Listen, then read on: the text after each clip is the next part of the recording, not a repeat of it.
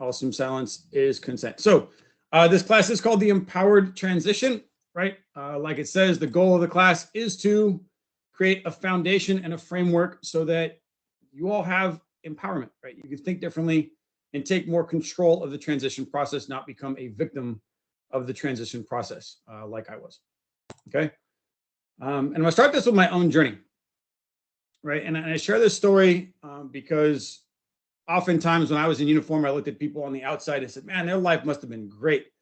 Everything got put together, like they're doing it really well. It must have been really, really easy. So I started out my commission as a Naval Academy grad in 2005, became a pilot, didn't pledge that fraternity very well. So they asked me to find another job. And then I went ground logistics, deployed with NATO, deployed with SOCOM doing human intelligence, finished out my time as a division planner. And I thought everything was great until I didn't make major, right? My transition plan was retirement. I thought I'm in for 20 years. I wanted to stay in for 20 years. And when I got told you didn't make major, it was like getting hit in the face, right? And it hurt. It hurt a lot. And I didn't know what to do with it, being honest. I've told many people I'm the failed major, right? I was out at a networking event with Deloitte the other week, and I started my story as I was a failed major, and then went on, and the individual asked, why do I start my story that way? And I said, because not everybody did it the right way. Not everybody was successful in uniform, just happened to walk right out into this great next life. Okay. So it's all right. We make mistakes. Okay. My reality, right? I did not want to leave. I had no plan. I had no idea what I wanted to do. I was hurting. I was confused. I was frustrated, and I was insecure. Right? Because here was this profession that I'd loved for so long that I thought was going to be the rest of my career. And then it was derailed, right? It got radically changed. They said, you need to find something else to do. See you later, right? And like it or not, everyone in the military is a piece of military equipment. The minute you break or are no longer valuable, they simply replace you and move on, right? The system has to. It's not meant to be personal, but that's just the reality that you are all expendable, right? We are all a piece of the machine, and we will move on as soon as we leave. Okay.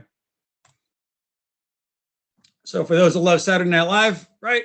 I'm good enough. I'm smart enough, and gosh darn it, people like me, right? I kind of had to pick myself back up, right? And say, I believe I'm worth something, right? I know I have something to offer. I think I'm good, right? But it was hard because now you have to go into the interview and sell why you're leaving the military and lie to them.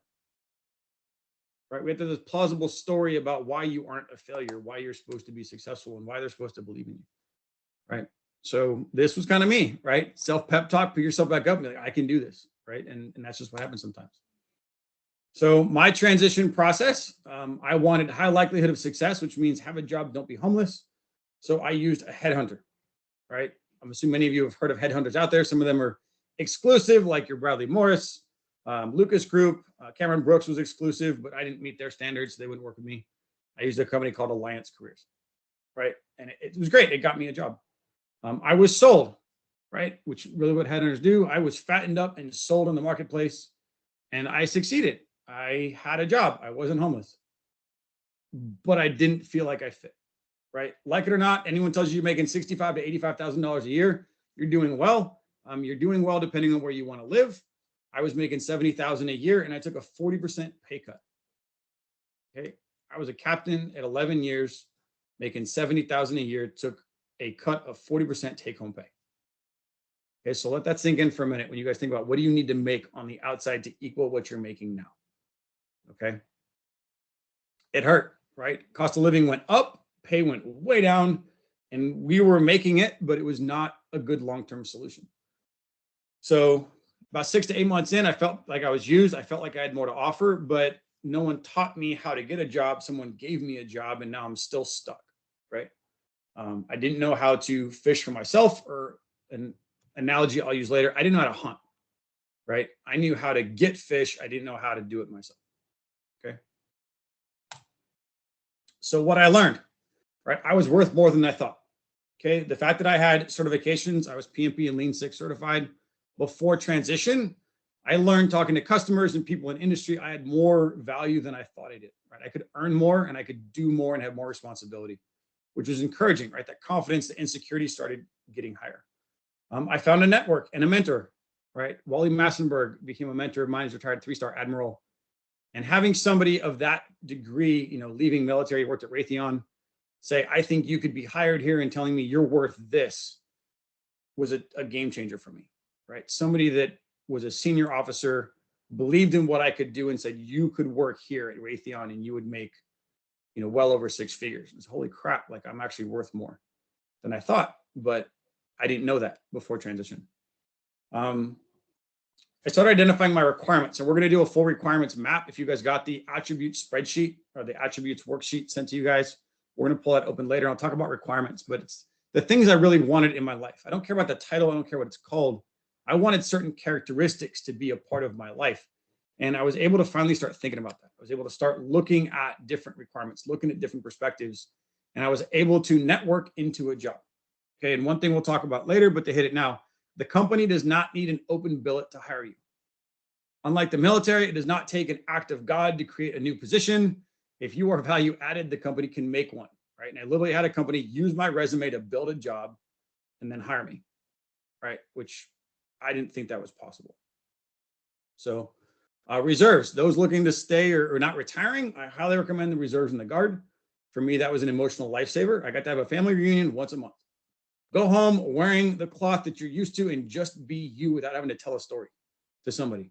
What's it like being a veteran? What'd you do over there? Did you kill anybody? I mean, all the different stories that civilians want to ask you, right? We were even going to a zoo in Cincinnati, and I checked in, said I'm a Marine, and the lady said, did you have to eat cobras?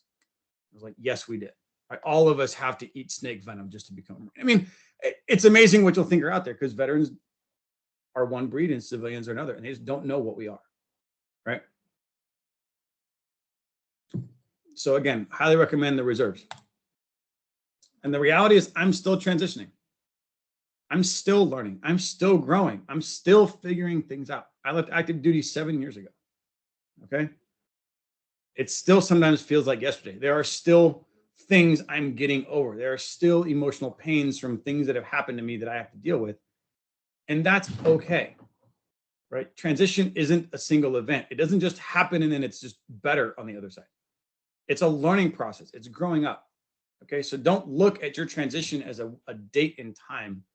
Look at it like an event. It's a journey. It's a process. And that process doesn't ever really end.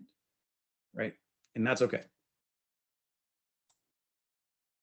Okay. The reality of transition. No one will ever know what it feels like until you go through it.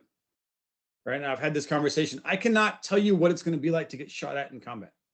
I can put you through the best training ever. I can make it as real as possible, but until you go overseas and somebody's trying to take your life, you will never know what it's going to feel like to be shot at. Transition is the same thing. No one can tell you what it's going to be like, and until you actually get a DD-214 and turn in your ID and walk away, you will not know what it's going to feel like. It's just the way it is. Okay, most of your advisors next to you are still living at home, and they have no idea what it's like to be a civilian. So for the rest of your, or for most of your career, you look to a senior leader and say, can you please advise me on what it's going to be like? And yet in transition, the senior leaders are more indoctrinated into the family lifestyle of the military, and they have less advice to probably give you about what it's like to leave the military, especially for those who are not retiring, right? You're not going to get your allowance check for life from mom and dad. Okay. And there's no way to know what it's like until you actually do this. All right, so I start that off just kind of framing what we're going to hopefully walk through, right, for the next hour and a half or so. But I want to start there and say, any questions, thoughts? I know I've sparked some ideas. Sonny, I appreciate your comment about being honest.